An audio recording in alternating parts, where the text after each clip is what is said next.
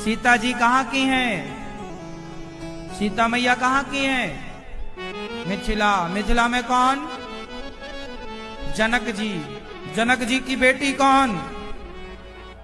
सीता मां का जन्म कैसे हुआ? सीता मां के जन्म की कुछ कथाएं हैं, आप कहो तो मैं सुनाऊं? सीता मां की कथा ऐसी है, आपने भी ये कथा सुनी होगी। कहा जाता है, आपने भी सुना होगा, सीता मैया को कुछ लोग रावण की बेटी बताते हैं। कुछ लोग कहते हैं कि सीता मैया रावण की बेटी है। अब कैसे बेटी है, कहां लिखा है, ये कहीं लिखित में प्रमाण तो नहीं है पुराणों में, लेकिन एक चली आई कथा है। आप कहो तो वो परंपरागत कथा मैं आपको सुना दूं? सुनाऊं? मैया, ओ पंचायती मैया, सुन लो मेरी मां। एक परंपरागत कथा है। कहा जाता है कि रावण एक बार सभी संतों को उसने मारा। रावण ने सभी संतों को मारा और सभी संतों को मार के रक्त, खून, संतों का खून उसने एक घड़े में भरा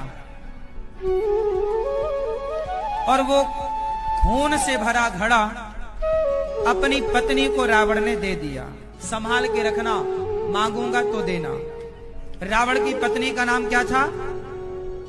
मंदोदरी। रावण ने अपनी पत्नी मंदोदरी को संतों के खून से भरा हुआ घड़ा दिया। वो घड़ा मंदोदरी ने अपने कक्ष कमरे में रखा। एक दिन रात्रि को एक घटना घटी। मंदोदरी को लगी प्यास, वो थी नींद में। रात को अर्धरात्रि को वो नींद में थी और प्यास लगी तो उन्हें वो घड़ा नजर आया जिसमें खून भरा था, पर वो नींद में थी तो वो ये भूल गई कि इसमें खून है और उन्होंने वो घड़ा पानी समझ के कि पानी है, वो सारा रक्त, रात्रि को प्रकाश भी ना रहा होगा, हल्का हल्का प्रकाश रहा होगा दीपक का, टिमटिमाता हुआ, और वो पी गई। खून को ही पानी समझ लिया, पी गई। अच्छा, वो संतों का रक्त था। उस रक्त को पीने से क्या हुआ कि मंदोदरी गर्भवती हो गई। अब मंदोदरी गर्भवती हो गई तो मंदोदरी को बड़ी चिंता हुई कि अब रावण को पता चलता तो रावण कहता, भाई ये किसका बालक, कौन है ये, उन पर कलंक लगता। तो मंदोदरी ने रावण से कहा कि महाराज, आज मैं आपकी गर्जना सुनना चाहती हूं।